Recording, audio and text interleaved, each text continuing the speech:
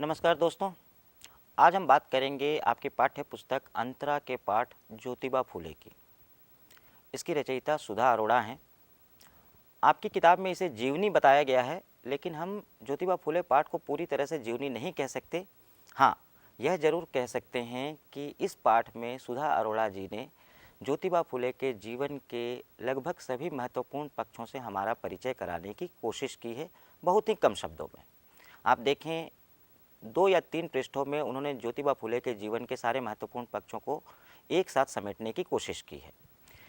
ज्योतिबा फूले का स्थान हमारे भारतीय समाज सुधारकों की सूची में बहुत ऊंचा होना चाहिए था, लेकिन ऐसा है नहीं। भारतीय समाज सुधारकों की सूची जब भी बनती है तो उसमें ज्योतिबा फूले का नाम कहीं नीचे दिखाई देता है। लेखिका इसका कारण यह मानती हैं कि ज्योतिबा फूले ने जीवन भर जिन ब्राह्मणवादी, पुरोहितवादी शोषकों का विरोध किया, वास्तव में समाज सुधारकों की सूची बनाने में उन्हीं लोगों की महत्वपूर्ण भूमिका रही और इसलिए उन्होंने इस सूची में ज्योतिबा फूले का नाम शामिल नहीं किया। इसलिए हम देखते हैं कि समाज सुधारकों की सूची में ज्योतिबा फूले का नाम अमूमन आम तौर पर नहीं मिलता है। जबकि अगर हम अपने वर्तमान समाज को देखें तो यह जो स्वरूप हमें वर्तमान समाज का दिखाई देता है, इसमें ज्योतिबा फूले और उनकी पत्नी सावित्रीबाई फूले की बहुत बड़ी भूमिका रही है। आज जो विद्यालयों में लड़कों के साथ लड़कियां पढ़ती हुई दिखाई देती हैं, इसके पीछे ज्योतिबा फूले की भूमिका को नकारा नहीं जा सकता। इसके बावजूद कई बार तो समाज सुधारकों की सूची में उनका नाम नहीं ही मिलता, और कई बार मिलता भी है तो उनको बड़े ही सीमित अर्थों में एक दलित समाज सुधारक के रूप में या ऐसे समाज सुधारक के रूप में जिसने दलितों के शोषण का विरोध किया, सीमित कर दिया जाता है, जबकि वास्तविकता यह नहीं है। अगर हम ज्योतिबा फूले के जीवन और उनके कार्यों को देखें तो हमें बड़े साफ तौर पर यह दिखाई देगा कि ज्योतिबा फूले सिर्फ दलित शोषण का विरोध नहीं कर रहे थे। ज्योतिबा फूले ने भारतीय समाज में व्याप्त शोषण के हर रूप का विरोध किया, चाहे वह दलितों का शोषण हो, चाहे वह स्त्रियों का शोषण हो, स्त्रियों की असमानता हो, उनके साथ होने वाला अमानवीय व्यवहार हो, चाहे वह जमींदारों और ब्रिटिश नौकरशाही के द्वारा किया जाने वाला किसानों का शोषण हो। सबके खिलाफ ज्योतिबा फूले ने आवाज़ उठाई। ज्योतिबा फूले ने सत्य शोधक समाज के नाम से अपना एक अलग समाज बनाया, जिसमें शामिल होने के लिए आपको शोषण का विरोध करने की प्रतिज्ञा लेनी होती थी, धार्मिक कुरीतियों और सामाजिक भेदभाव से दूर रहने की प्रतिज्ञा लेनी होती थी। अगर हम ज्योतिबा फूले के कार्यों को समझना चाहें तो उनकी किताबों को देखें। उनकी किताबों को देखेंगे तो उनके विचारों को बड़ी आसानी से समझ सकते हैं। गुलामगिरी, सार्वजनिक सत्य धर्म, शेतकऱ्यांचा आसूड यानी किसानों का प्रतिशोध, ये ज्योतिबा फूले की महत्वपूर्ण किताबें हैं। इनको देखें तो ज्योतिबा फूले के समाज सुधार की दिशा को भी काफ़ी हद तक समझ सकते हैं। गुलामगिरी में जहाँ वो दलितों के साथ हो रहे शोषण का विरोध कर रहे हैं, वहीं सार्वजनिक सत्य धर्म में वह एक आदर्श समाज की संकल्पना पेश कर रहे हैं। शेतकऱ्यांचा आसूड में वह ब्रिटिश नौकरशाही और सामंतों के द्वारा किए जाने वाले किसानों के शोषण का विरोध कर रहे हैं। शूद्रों के शोषण के विरोध की बात करें तो ज्योतिबा फूले यह मानते थे कि शूद्रों का शोषण ब्राह्मणवादी, पुरोहितवादी समाज की षड्यंत्रकारी नीति के कारण है। वह कहते हैं कि शूद्रों को, ज्योतिबा फूले साफ मानते हैं कि शूद्रों को ब्राह्मणवादी समाज की नियंताओं ने शिक्षा से वंचित कर दिया गया और शिक्षा से वंचित रहने के कारण शूद्र धीरे धीरे पीछे छूटते चले गए। विद्या बिना मति गई, मति बिना बुद्धि गई, बुद्धि बिना गति गई, गति बिना वित्त गए और वित्त बिना शूद्र गए। यानी कि एक अविद्या के कारण शूद्रों की यह दयनीय स्थिति हो गई। इसलिए अगर वास्तव में शूद्रों की स्थिति को सुधारना है तो शूद्रों को शिक्षित होना पड़ेगा। इसलिए उनका सारा जोर, आप देखेंगे तो उनका सारा जोर शूद्रों को शिक्षित करने पे है। शूद्र, अतिशूद्र लड़कों और लड़कियों को पढ़ाने के लिए उन्होंने अपना सारा जीवन झोंक दिया। जब ब्राह्मणों ने या ब्राह्मणवादी लोगों ने उनका विरोध किया तो उन्होंने कहा, सच का सवेरा होते ही वेद डूब गए और भूदेव शर्मा गए। भूदेव यानी कि ब्राह्मण, वह ब्राह्मण जिन्होंने शूद्रों को वंचितों की श्रेणी में डाल रखा था, जब शूद्र शिक्षित होकर आगे बढ़ने लगे तो जाहिर सी बात है यह बात ब्राह्मणों को या ब्राह्मणवादी लोगों को बुरी लगी और उन्होंने ज्योतिबा फुले का विरोध करना शुरू कर दिया। यही कारण है कि बाद में उन्हें समाज सुधारकों की सूची में भी शामिल नहीं किया गया। जैसे उन्होंने शूद्रों के शोषण का विरोध किया, वैसे ही ज्योतिबा फुले ने महिलाओं के शोषण का भी विरोध किया। उनका मानना था कि महिलाओं की स्थिति भी इस समाज में शूद्रों से ज़्यादा अच्छी नहीं है, महिलाओं को समानता का अधिकार बिल्कुल नहीं है, और ज्योतिबा फुले पूरी तरह से इसके खिलाफ थे। वो महिलाओं को पुरुषों की बराबरी का अधिकार दिलाना चाहते थे और इसके लिए उन्होंने दो तरफा प्रयत्न किए। एक ओर तो उन्होंने विवाह के नियमों में बदलाव की मांग की। उनका मानना था कि इस ब्राह्मणवादी समाज में महिलाओं के शोषण की जो शुरुआत होती है वह वास्तव में विवाह से ही हो जाती है। विवाह के जो नियम हैं वह पूरी तरह से भेदभावपूर्ण हैं और वह पुरुषों को श्रेष्ठ बताते हैं, महिलाओं को पुरुषों के अधीन सिद्ध करते हैं। इसलिए ज्योतिबा फुले ने विवाह के नियमों को बदलने की मांग की। उन्होंने विवाह के नए मंगलाष्टकों की रचना की, जहां विवाह के समय स्त्री पुरुष से अपनी स्वतंत्रता की मांग करती है और अपनी समानता की मांग करती है। वह कहती है कि तुम यह प्रतिज्ञा करो कि मुझे अपने समान समझोगे, तुम यह प्रतिज्ञा करो कि मुझे स्वतंत्रता का अधिकार दोगे। यह नए मंगलाष्टक थे जिसकी रचना ज्योतिबा फुले ने की और जिनका प्रयोग उनके सत्य शोधक समाज में विवाहों के अवसर पर किया जाता था। महिलाओं की स्थिति सुधारने के लिए ज्योतिबा ने जो दूसरा प्रयत्न किया वह था उनको शिक्षित करने का। ज्योतिबा फुले ने सिद्धांत में जो कुछ भी कहा उसको अपने व्यवहार में भी उतारा। महिलाओं को शिक्षित करने में सबसे पहला जो काम, जो सबसे पहली महिला थी जिसे ज्योतिबा फुले ने शिक्षित किया, वह उनकी पत्नी सावित्रीबाई। सावित्रीबाई का जीवन कम प्रेरक नहीं है। सावित्रीबाई के बारे में कहा जाता है कि वो बचपन से ही बहुत प्रतिभाशाली थी। एक बार मेले में गई, कुछ खाती हुई आ रही थी और एक ईसाई पादरी ने उन्हें देख लिया तो उन्हें मना किया कि यह खाते हुए चलना अच्छी बात नहीं है, और 8 साल की उस बच्ची ने तुरंत उस बात को समझकर जो हाथ में खाने की चीज़ थी उसे फेंक दी। इस बात से वह ईसाई पादरी बहुत ही खुश हुआ और एक चित्रों वाली पुस्तक सावित्रीबाई को दे दी कि इसे ले जाओ, तुम्हें भले ही समझ ना आए लेकिन इसके चित्र अच्छे लगेंगे। सावित्री वह पुस्तक लेके घर आ गई, लेकिन उस समय की जो स्थिति थी उसमें ईसाई धर्म की पुस्तक को लेके घर में आना यह एक बड़ा अपराध था। जैसे ही उनके पिता ने उस पुस्तक को देखा तो छीनकर फेंक दिया और सावित्रीबाई को डांट भी सुननी पड़ी। और उसी समय उनके पिता ने सोच लिया कि अब इस लड़की की जल्दी से जल्दी शादी कर देनी चाहिए 8 वर्ष की उम्र में। आप सोच सकते हैं कि वह कैसा समाज था जहां लड़कियों की शादी 8 वर्ष की उम्र में हो जाती थी या तय कर दी जाती थी।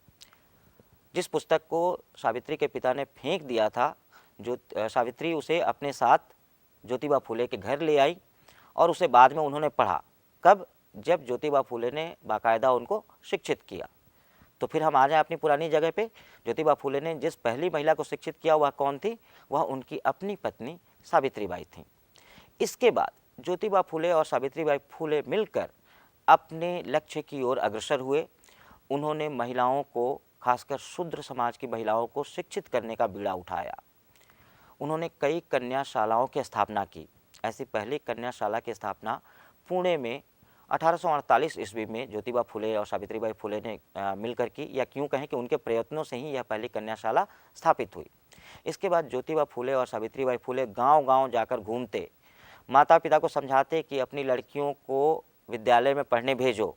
और उस समय लड़कियों का विद्यालय जाना न सिर्फ वर्जित था बल्कि इसे गलत भी समझा जाता था, अपराध समझा जाता था, पाप समझा जाता था।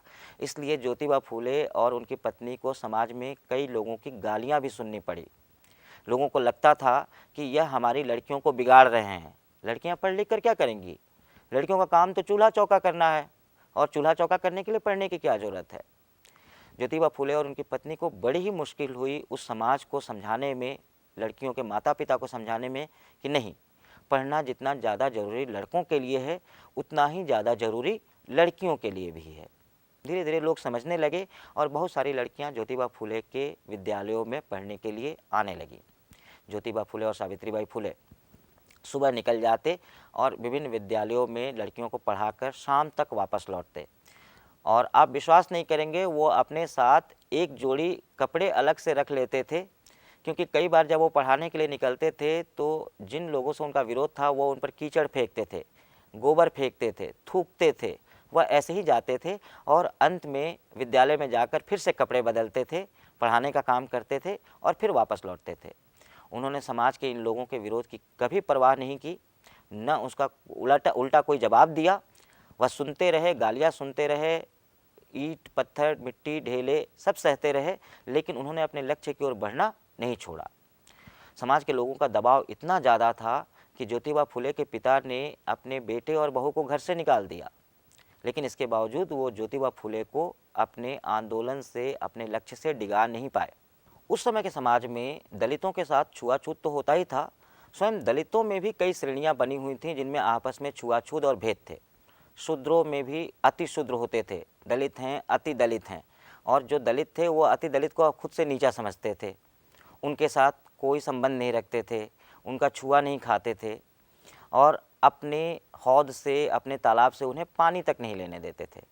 ऐसे समय में जब एक समय अकाल पड़ा और पानी की किल्लत हो गई, तो ज्योतिबा फुले ने अपने सारे हौद, कुएं जितने उनके पास थे वो सारे अति शूद्रों के लिए खोल दिए, बिना छुआछूत की परवाह किए। समाज के लोगों ने उनका विरोध किया, लेकिन ज्योतिबा फुले ने बिल्कुल नहीं सुना और अपने सारे कुएं दलितों के लिए खोल दिए। जो कहीं नहीं जा सकते थे वो ज्योतिबा फुले के कुओं पर आकर पानी ले सकते थे। तो इस तरह उन्होंने दलित समाज के अंदर जो कुरीतियाँ थीं उनका भी विरोध किया, उनको भी सुधारने की कोशिश की, और इन सारे कामों में उनके साथ कदम से कदम मिलाकर चलती रहीं उनकी पत्नी सावित्रीबाई फुले। सावित्रीबाई फुले और उनके पति ज्योतिबा फुले का जीवन एक आदर्श दाम्पत्य जीवन की मिसाल है। यह ऐसा उदाहरण है जिसमें पति पत्नी मिलकर एक हो जाते हैं, कहीं उनमें कोई भेद नहीं, कोई टकरावट नहीं, कहीं कोई अहम नहीं। एक जो सोचता था दूसरा वो करता था, दूसरा जो सोचता था पहला वो करता था। दोनों ने मिलकर इस समाज को ज़्यादा बेहतर बनाने की कोशिश की। हम आज से अगर तुलना करें तो आज के समाज में छोटी छोटी बातों पर पति पत्नी के बीच में तनाव होते हैं, टकराहट होती है, लड़ाई झगड़े होते हैं। कई बार पति पत्नी आपस में टकराहट इतनी बढ़ जाती है कि कई बार पति पत्नी अलग हो जाते हैं। खासकर यह उन स्थितियों में ज़्यादा देखा जा सकता है जहां पति पत्नी दोनों सार्वजनिक जीवन में होते हैं, दोनों घर से बाहर निकलकर काम करते हैं, तो उनमें अहम का टकराव होने की चांसेस ज़्यादा होते हैं। यह टकराहट हम आज देख सकते हैं, आस पड़ोस में भी देखें तो ऐसे टकराहट आपको दिखाई दे जाएगी। और ऐसे समय में जब ज्योतिबा फुले को देखें, सावित्रीबाई फुले के साथ उनके संबंधों को देखें, तो यह दाम्पत्य जीवन एक उदाहरण के तौर पर सामने आता है। लगभग 50 सालों का दाम्पत्य जीवन, 1840 से 1890 जब ज्योतिबा फुले की मृत्यु हुई, 50 सालों तक दोनों पति पत्नी मिलकर काम करते रहे, महिलाओं के शोषण के खिलाफ आवाज़ उठाते रहे, मजदूरों के, किसानों के शोषण के खिलाफ आवाज़ उठाते रहे, दलितों के शोषण का विरोध करते रहे, लगातार उन्हें शिक्षित करने का, उन्हें समाज में आगे बढ़ाने की कोशिश करते रहे, और कभी उनमें कोई टकराहट दिखाई नहीं दी, कभी नहीं। दोनों मिलकर एक साथ काम करते रहे और अंत तक मिलकर ही काम किया। ज्योतिबा फुले को खासकर दलित समाज के लोगों ने ऊंचा स्थान दिया और उन्हें महात्मा की उपाधि देने की कोशिश की, लेकिन ज्योतिबा फुले सबसे ज़्यादा खिलाफ तो इसी महात्मा या मठाधीशी के थे।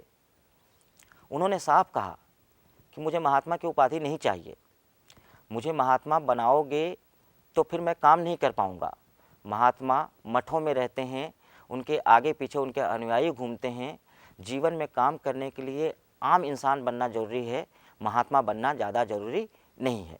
इसलिए उन्होंने महात्मा बनने या महात्मा की उपाधि स्वीकार करने से साफ मना कर दिया। वह जीवन भर आम लोगों से जुड़े रहे, आम लोगों के बीच काम करते रहे, परिवार को छोड़ दिया, माता पिता ने उन्हें त्याग दिया, लेकिन इसकी परवाह उन्होंने बिल्कुल नहीं की। अंत तक उनका जीवन संघर्ष की मिसाल बना रहा। और उसके बाद आज हम अपने समाज को देखें तो यह जो समाज जो दिखाई देता है, आधुनिक समाज, लड़कियां लड़कों के कंधे से कंधा मिलाकर पढ़ रही हैं, काम कर रही हैं। ऐसा नहीं कह सकते कि यह समाज बड़ा ही आदर्श समाज है। समाज में काफ़ी कुछ बदलना है। महिलाओं की दयनीय स्थिति अभी भी है, समाज में उनका दोयम दर्जा अभी भी है, शूद्रों की स्थिति, छुआछूत, भेदभाव अभी भी मौजूद हैं। लेकिन आज से 100 साल पहले का समाज और अब का समाज, बहुत फ़र्क है दोनों में। और इस फर्क को पैदा करने में ज्योतिबा फूले, उनकी पत्नी सावित्रीबाई फूले और उनके द्वारा स्थापित समाज सत्यशोधक समाज की बड़ी भूमिका रही है। सावित्रीबाई फूले एक आदर्श शिक्षक रही हैं। कई संगठनों ने तो कई बार मांग की है कि वास्तव में शिक्षक दिवस सावित्रीबाई फूले के नाम पर मनाया जाना चाहिए, चूँकि उन्होंने शिक्षा के क्षेत्र में खासकर लड़कियों की शिक्षा के लिए जो प्रयत्न किए वह अविस्मरणीय हैं। उनके योगदान को भुलाया नहीं जा सकता। तो इस तरह से ज्योतिबा फूले और सावित्रीबाई के जीवन को अगर हम नटशेल में देखना चाहें तो 3 मुद्दों को देख सकते हैं। शूद्रों के शोषण का विरोध, शूद्रों को तरक्की के रास्ते पर ले जाना, उन्हें शिक्षित करना, महिलाओं के शोषण का विरोध, उन्हें समानता दिलाने की कोशिश करना, उनके शोषण का विरोध करना, उन्हें शिक्षित करना। उन्हें शिक्षित करने के साथ साथ महिलाओं, खासकर विधवा महिलाओं के लिए, और ध्यान दें यह वह समय था कि विधवाओं की स्थिति बड़ी ही दयनीय थी। एक तो समाज में विधवाएं ज़्यादा होती थीं, कारण उसका ये था कि बड़ी कम उम्र में शादी हो जाती थी। 8 या 10 साल की उम्र में शादी हो गई और जब तक उन्हें विवाह का मतलब पता चलता था तब तक वो विधवा भी हो जाती थीं। महामारियाँ फैलती थी, चेचक, हैजा, प्लेग। बहुत सारे छोटे बच्चे 10 या 12 साल के जो उस समय तक शादीशुदा हो चुके होते थे, उनकी मृत्यु हो जाती थी। लड़कियाँ विधवा हो जाती थीं। विधवाओं का जीवन, पूरा जीवन, जब उनके गुड्डे गुड़ियों से खेलने की उम्र थी तब से लेकर मृत्यु तक बहुत सारी परंपरा के घेरों में कैद हो जाता था। दोबारा उनका विवाह नहीं हो सकता था। उन्हें सजने संवरने का, रंगीन कपड़े पहनने का अधिकार नहीं था और एक तरह से घर में वो एक नौकरानी की दशा को प्राप्त कर लेती थी। ऐसे समय में ज्योतिबा फूले ने विधवाओं के लिए कन्याशालाओं में आश्रय स्थल बनाए, जहाँ विधवाओं को जो घर से निकाल दी जाती थीं या जिनके घर में बहुत ज़्यादा दुर्व्यवहार होते थे, उनको रखने की व्यवस्था की ताकि उनके जीवन को सुधारा जा सके। उनको शिक्षित किया, उन्हें रोजगार से जोड़ने की कोशिश की। यह उनका महिला समाज के सुधार की दिशा में बड़ा ही महत्वपूर्ण कदम था। तीसरा, किसानों के शोषण का विरोध, खासकर किसानों का वह वर्ग जो शूद्र था, शूद्र अतिशूद्र था। ये ऐसे किसान थे जिनके पास अपनी ज़मीनें नहीं थी। ये ज़्यादातर ज़मींदारों की ज़मीन पर खेती करते थे और एक तरह से ये खेतीहर मजदूर की स्थिति को प्राप्त कर गए थे। इनकी अपनी उपजाई फसल पर भी इनका अधिकार नहीं था। इनके शोषण में सामंतों और ज़मींदारों की मदद करती थी ब्रिटिश नौकरशाही। ब्रिटिश नौकरशाही सामंतों के साथ मिलकर इन किसानों का, गरीब खेतीहर सीमांत किसानों का शोषण करती थी। ज्योतिबा फूले ने इसका विरोध किया। उन्होंने कहा कि अगर यह नियम नहीं बदले गए, यह शोषण ऐसे ही जारी रहा तो एक समय ऐसा आएगा कि यह किसान विद्रोह कर देंगे। अगर इन किसानों को विद्रोह से रोकना है तो इसके लिए ज़रूरी है कि इस शोषण को ख़त्म किया जाए और किसानों को कम से कम इतने अधिकार दिए जाएं कि वह ईमानदारी पूर्वक, सम्मान पूर्वक अपना जीवन यापन कर पाएँ। किसानों के शोषण के बारे में उनके विस्तृत विचार उनकी पुस्तक शेतकऱ्यांच्या आसूड में देखे जा सकते हैं। पुस्तक मराठी में है, शेतकर मराठी में किसान को कहते हैं, तो शेतकऱ्यांच्या आसूड का मतलब किसानों का प्रतिशोध। उन्होंने कहा कि किसानों को बदला लेने के लिए विवश किया जा रहा है और इस स्थिति को रोकने के लिए उनका शोषण बंद करना जरूरी है।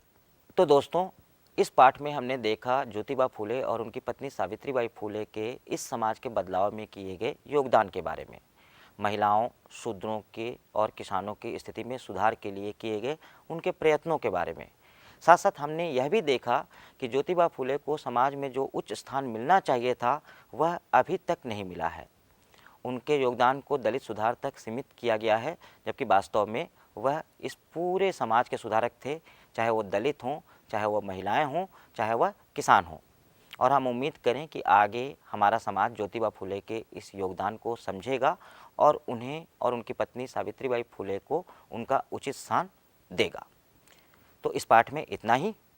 नमस्कार।